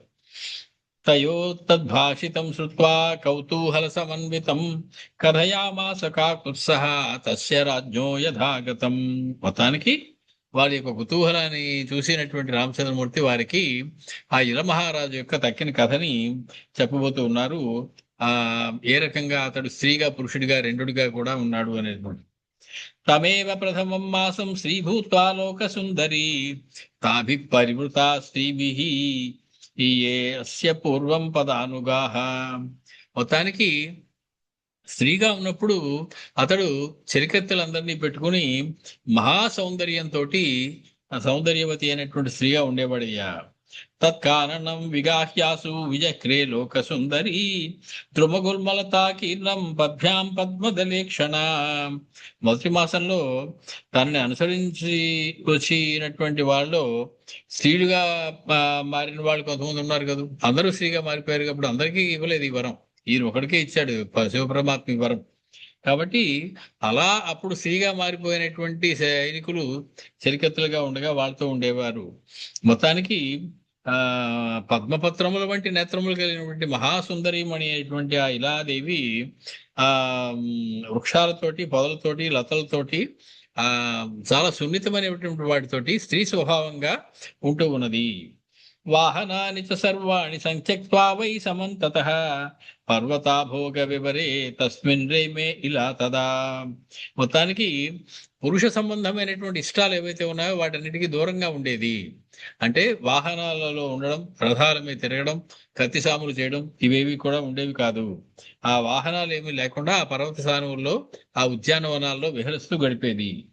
అద తస్మిన్ వనోద్దేశే పర్వతస్య విదూరతః సరః సుచిర ప్రఖ్యం నానా పక్షిగణాయుతం దదర్శ సా ఇలా తస్మిన్ బుధం సోమసుతం తదా జ్వలంతం స్వేన వపుషా పూర్ణం సోమమివోదితం. మొత్తానికి అలాగా స్త్రీ రూపంలో ఉండి ఒకనాడు అలాగా వన ప్రాంతాల్లో విహరిస్తూ ఉన్నటువంటి ఆ ఇలాదేవి అక్కడ దానికి సమీపంలో ఉన్నటువంటి అనేకమైనటువంటి పక్షులతో కూడి ఉన్నటువంటి చాలా సుందరమైనటువంటి ప్రదేశం ఉన్నటువంటి ఒక సరస్సును చూసింది. ఆ సరస్సులో అప్పుడే చంద్రుని యొక్క కుమారుడైనటువంటి బుధుడు ఆ ఇలాదేవిని చూశాడు. స్త్రీగా ఉన్నటువంటి ఆ ఇలాదేవిని బుధుడు చూడడం జరిగింది. తపంతంచ తపస్త్రీ ప్రమంబో మధ్యే దురాసదం యశస్కరం కామకరం తారుణ్యే పర్యవస్థితం. మంచి యవనంలో ఉన్నటువంటి పరమ సౌందర్యవతిమైనటువంటి ఆ ఇలాదేవి రూపంలో ఉన్నటువంటి ఆమెను చూడగానే బుధుడు ఆ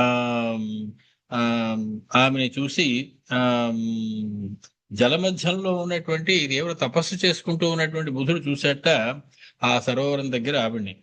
సాతం జలాశయం సర్వం క్షోభయామాస విస్మిత సహతై పూర్వపురుషై శ్రీభూతై రఘునందన. ఆ విషయం తెలియనటువంటి ఈ ఇలాదేవి తన చలికత్తలతో కలిసి ఆ సరస్సులో దిగి ఆ స్నానాధికములు చేయడం, ఆ నీటిని అంతటినీ కూడా క్షోభ పెట్టడం మొదలైనవి జరిగింది. అందులో తపస్సు చేసుకుంటూ ఉన్నటువంటి బుద్ధుడు ఆమెను చూశాడు. బుధసుతాం సమీక్షైవ కామబాణవశంగతః నోపలేభే తదాత్మానం సచచాల తదాంభసి. మొత్తానికి ఆమెను చూడగానే కామోద్దీపానికి గురి అయ్యాడు బుధుడు. ఇలా నిరీక్షమాణస్తు త్రైలోక్యాదధికాం శుభాం చింతయామాస కామార్తవః కాన్వియం దేవతాధికా. ముల్లోకములలోనూ కూడా ఇంతటి సుందరమైనటువంటి స్త్రీ ఎప్పుడూ నేను చూడలేదు, ఎవరి విడ అనుకుంటూ కామార్తుడైనటువంటి వారు అనేటువంటి బుధుడు ఆమెకి చూస్తూ ఉండిపోయాడు. ఈమె దేవతల కంటే గొప్పగా కనిపిస్తున్నది, ఎవరి విడ అనుకుంటూ ఉన్నాడు. నా దేవీషు నా నాగీషు నా అసురీషు నా అప్సరసు చ దృష్టపూర్వా మయా కాచిత్ రూపేణ నేన శోభిత. ఇంతవరకు ఏ జాతిలోనూ కూడా ఇంత అందమైనటువంటి స్త్రీ నాకు కనపడలేదు. దేవతల్లో గాని, నాగుల్లో గాని, అసురుల్లో గాని, అప్సరసల్లో గాని ఇంత అందమైనటువంటి స్త్రీని నేను చూడలేదు. సదృశీయం మమ భవేద్యది నాణ్య పరిగ్రహ ఇది బుద్ధిం సమాస్తాయ జలాత్కూలం ఉపాగమత్. మొత్తానికి ఆ జలం నుంచి బయటకు వచ్చాడు. ఈవిడిని చేపడితే బాగుంటుంది, ఈవిడ నాకు తగినటువంటి ఇల్లాలు అయితే బాగుంటుంది అని ఇలాదేవి దగ్గరకు వచ్చాడు బుధుడు. ఆశ్రమం తదుపాగమ్య తతస్థా ప్రమదోత్తమాః శబ్దాపయత ధర్మాత్మా తాశ్చైనం చ మందిరే. మొత్తానికి ఆవిడ ఉన్నటువంటి ఆశ్రమం దగ్గరికి వచ్చాడు బుధుడు. అక్కడ ఉన్నటువంటి ఆమె చలికత్తల్ని పలకరించాడు. వాళ్ళు కూడా ఇతనికి నమస్కారం పెట్టారు. సతాహ పప్రచ్ఛ ధర్మాత్మా కస్యైషా లోక సుందరి కిమర్థమాగతా చైవ సర్వమాఖ్యాతమాచిరం. ఎవరమ్మా ఈ సౌందర్యవతి? మీతో ఇందాకలు తిరిగినటువంటి ఆ మహాసౌందర్య రాశి ఎవరు? ఎందుకు భూమి మీదకి వచ్చింది ఆవిడ? ఎక్కడుంటుంది అసలు ఆవిడ? భూమి మీద ఉండేటువంటి ఆవిడేనా, లేదా దేవతగా పైనుంచి దిగిందా? ఆవిడ కథ చెప్పవలసింది. దేనికోసం వచ్చింది ఆవిడ ఇక్కడికి? ఆ విషయాలన్నీ నాకు చెప్పండి అని అడిగాడు. శుభంతు దశతద్వాక్యం మధురం మధురాక్షరం శ్రుత్వా శ్రియశ్చ తా సర్వాః ఊచుః మధురయాగిరా. మొత్తానికి మధురమైనటువంటి మాటగా వారందరూ కూడా ఆమె యొక్క చరిత్రని బుధుడికి విన్నవిస్తూ ఉన్నారు. అస్మాకమేషాసు శ్రోణీ ప్రభుత్వే వర్తతే సదా అపతి కాననాంతేషు సహస్మాభిః చరత్యసౌ. మహాసౌందర్య రాశి అనేటువంటి ఈవిడ ఎప్పుడూ కూడా మా మీద ఆధిపత్యంగానే ఉన్నది. అంటే మేము ఆవిడ కిందనే పనిచేస్తూ ఉంటాము, ఆవిడ చెలికెత్తలం మేము. ఈవిడికి ఇంతవరకు వివాహం కాలేదు, అరణ్యంలో ఇలా తిరుగుతూ ఉంటుంది. తద్వాక్యం అవ్యక్త పదం తాసాం శ్రీణాం నిశమ్య చ విద్యాం ఆవర్తనీ పుణ్యాం ఆవర్తయతి స్వదిజ. మొత్తానికి వారు చెప్పినటువంటి విషయాన్ని అర్థం చేసుకున్నటువంటి ఆ బుధుడు ఆ పవిత్రమైన వారు చెప్పినటువంటి మాట పూర్తిగా అర్థం కానటువంటి బుధుడు, అతని దగ్గర ఒక విద్య ఉన్నది, ఆవర్తిని విద్య అని. అంటే తెలియని వాటి విషయాలని ఆ మంత్రాలు చదివితే వాటి అర్థం మనకి బోధపడుతుంది. మొత్తానికి వీరు చెప్పింది పూర్తిగా అర్థం కానటువంటి ఆ బుధుడు ఆ ఆవర్తని మంత్రాలని జపించాడు మనసులో. సోర్థం విదిత్వా సకలం తస్య రాజ్ఞో యథా తథా సర్వా ఏవ స్త్రియస్తాశ్చ భాషే ముని పుంగవ. మొత్తానికి రాజుకు సంబంధించినటువంటి వృత్తాంతం, ఒక నెలల పాటు స్త్రీగా, ఒక నెలల పాటు పురుషునిగా ఉండేటువంటి విషయం, ఆ విషయం అంతా కూడా అతడు తెలుసుకున్నాడు. అత్ర కిం పురుషీర్భూత్వా శైలరోధసి వత్సథ అవాసస్తు గిరావస్మిన్ శీఘ్రమేవ విధీయతాం.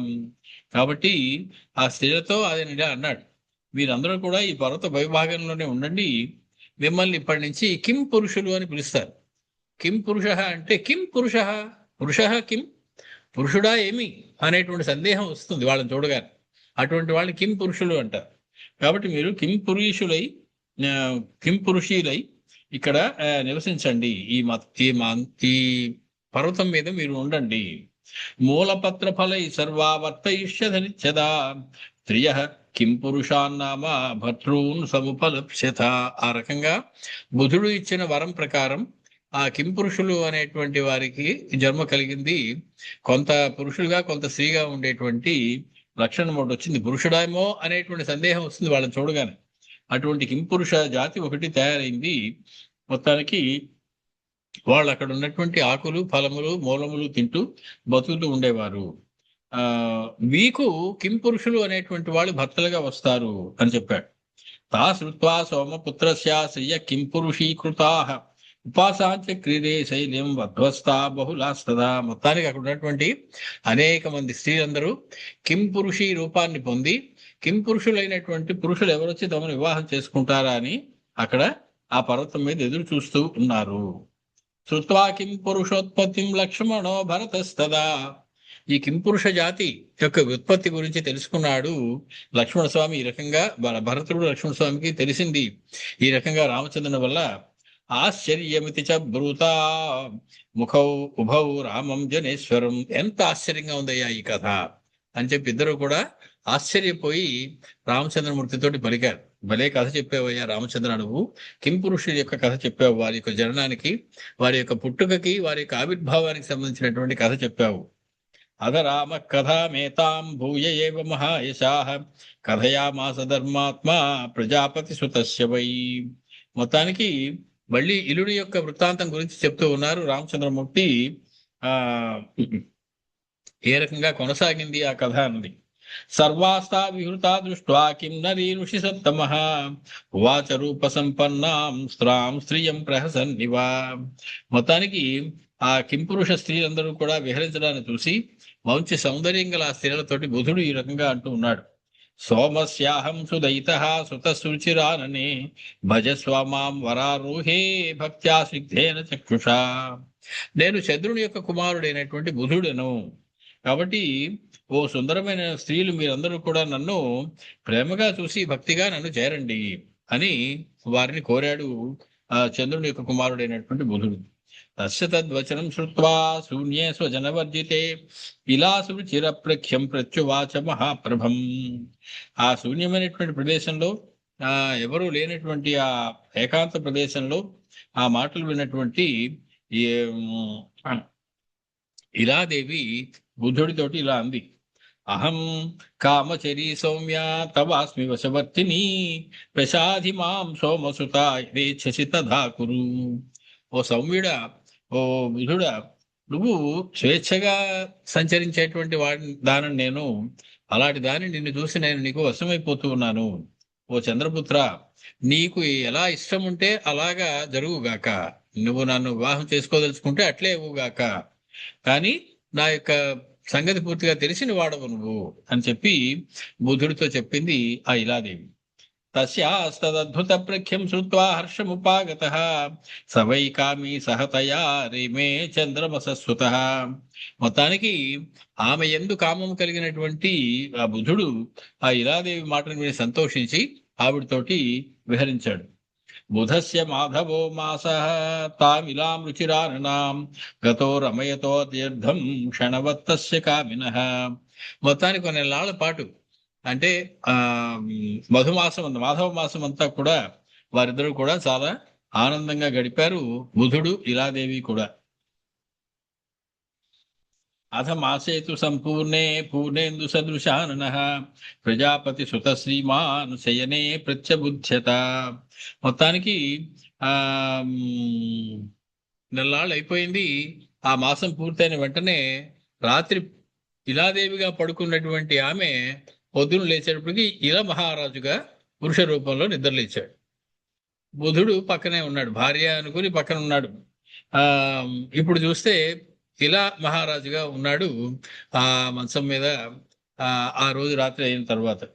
సో అపశ్యత్ సోమజం తత్ర తపంతం సరిలాసయే ఊర్ధ్వబాహుం నిరాలంబం తం రాజా ప్రత్యభాషత. మొత్తానికి బుధుడు అప్పుడు అక్కడి నుంచి లేచి వెళ్ళి ఆ సరస్సులోకి దిగి తాను నీటిలో తపస్సు చేస్తూ ఉన్నాడు. ఈ ఇల మహారాజు నిద్రలేచి బయటకు వచ్చి పురుష రూపంలో ఉండి బుధుడిని చూసి అతనితో ఇలా మాట్లాడాడు. భగవన్ పర్వతం దుర్గం ప్రవిష్టోస్మి సహానుగః నచ పశ్యామి తత్సైన్యం కనుతే మామకాగతాః. ఓ పూజ్యుడా, నేను నా సైన్యంతో పాటు ఇక్కడికి వచ్చాను, వాళ్ళెవరూ ఇక్కడ కనపడటం లేదు, ఈ పర్వతం మీద నా సైన్యం అంతా ఎక్కడుందో తెలియటం లేదు, కాబట్టి నా సైన్యాన్ని ఏమన్నా నువ్వు చూసావా అని చెప్పి ఇల మహారాజు, అంటే పురుషుడైన వెంటనే అంతకు ముందు స్త్రీగా ఉన్నప్పుడు జరిగిన వ్యవహారం ఏది కూడా గుర్తుండదు అనేటువంటిది కూడా చెప్పింది పార్వతీదేవి. అలా జరిగి అతడు మా సైన్యం అంతా ఎప్పుడైనా చూసావా, వాళ్ళు ఎక్కడికి వెళ్ళారు అని అడిగాడు. నేను వేట కోసం వచ్చాను, వేటాడుతూ ఈ పర్వతం మీదకి వచ్చాను, ఆ నా సైన్యం అంతా కనపడటం లేదు, ఎక్కడున్నారో తెలుసా అన్నాడు. తచ్చుత్వా తస్య రాజర్షేః నష్ట సైన్యస్య భాషితం ప్రత్యువాచ శుభం వాక్యం సాంత్వయం పరయా గిరా. మొత్తానికి పూర్వ జ్ఞాపకం ఏమీ లేనటువంటి అతన్ని చూసి బుధుడు మంచి మాటలతో ఓదారుస్తూ ఇలా పలికాడు. అస్మవర్షేణ మహతా భృత్యాస్తే వినిపాతితా త్వం చాశ్రమ పదే సుప్తో వాతవర్ష భయార్తః. ఏమయ్యా, నీ సైన్యం అంతా కూడా మరణించారు, వాళ్ళెవరు లేరు ఇప్పుడు. పెద్ద రాళ్ల వాన ఒకటి వచ్చింది, దానిలో వారు మరణించారు. నువ్వు కూడా గాలివానలకు భయపడి ఇక్కడికి వస్తే నేను ఆశ్రయం ఇచ్చాను, నువ్వు ఆశ్రమానికి వచ్చి నిద్రపోయావు. సమాశ్వసి భద్రంతే నిర్భయో విగత జ్వరః ఫలమూలాశనో వీర నివసేహ యథా సుఖం.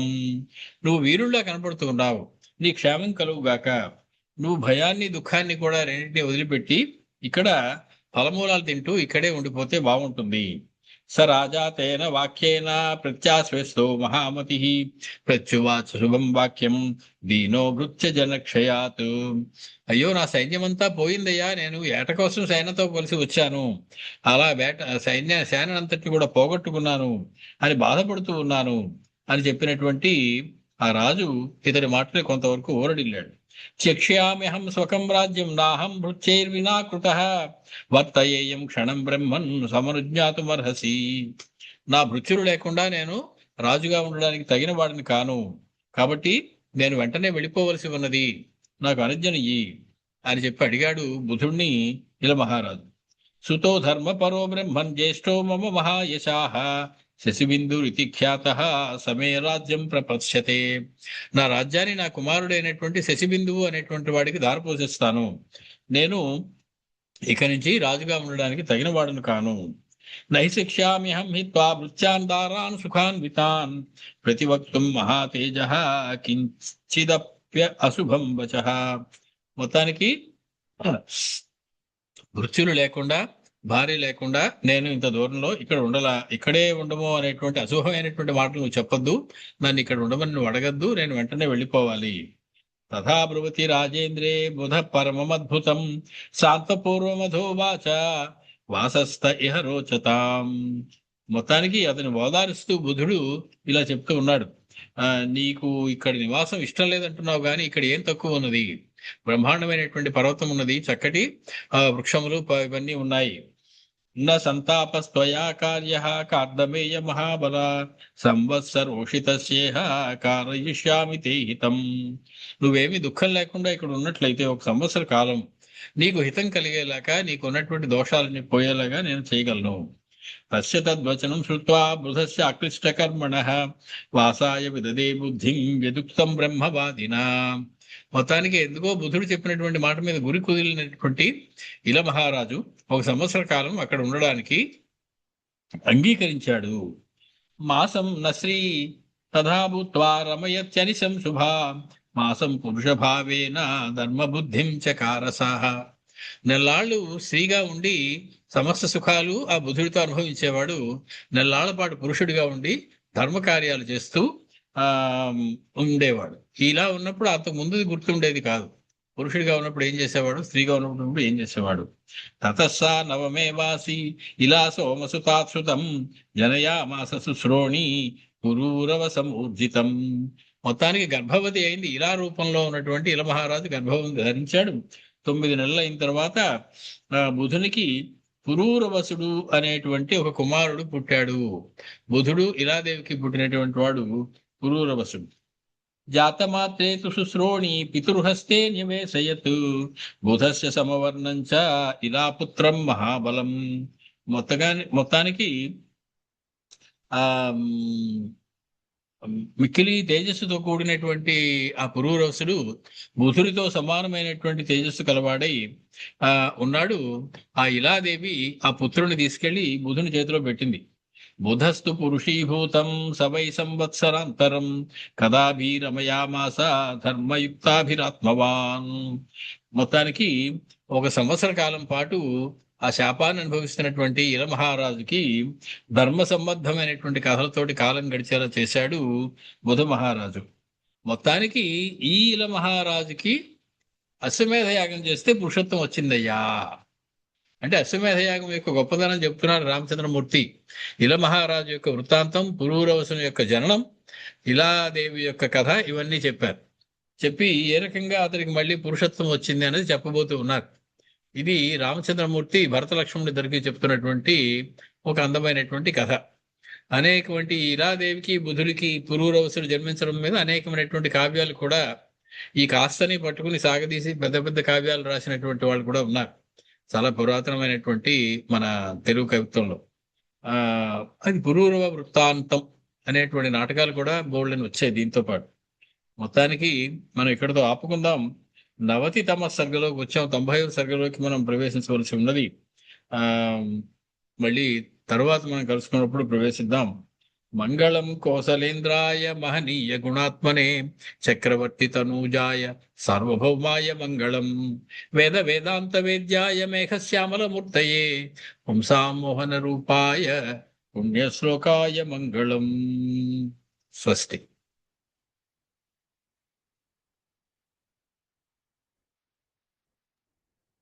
నమస్తే.